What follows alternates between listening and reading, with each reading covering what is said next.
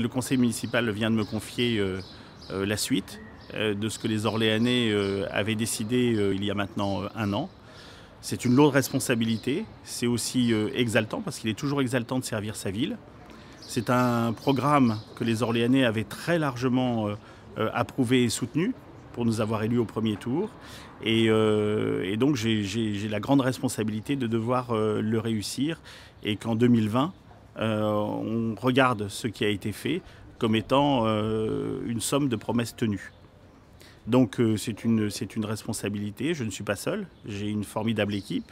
Serge Gouard ne quitte pas non plus l'équipe, il m'aidera à défendre Orléans dans les sphères parisiennes, faire en sorte que d'autres villes continuent de pousser vers ce statut de métropole régionale.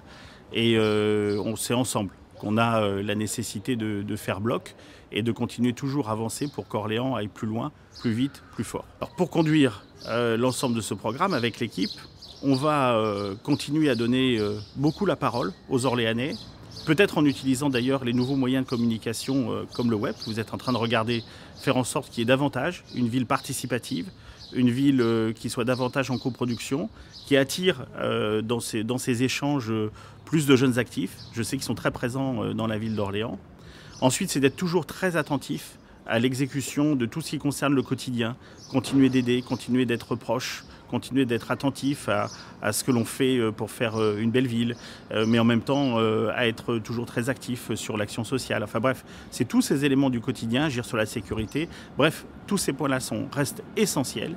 Et puis, en troisième lieu, il faut faire rayonner Orléans et faire en sorte que, Serge Gouard m'y aidera, faire en sorte qu'on ait des événements qui révèlent tous les talents très nombreux que l'on a dans notre ville.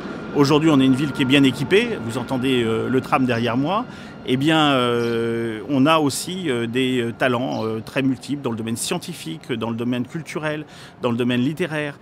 Tout ça doit ressortir et qu'ensemble, on soit mobilisés pour faire que les gens se disent Orléans, c'est la ville où il faut être.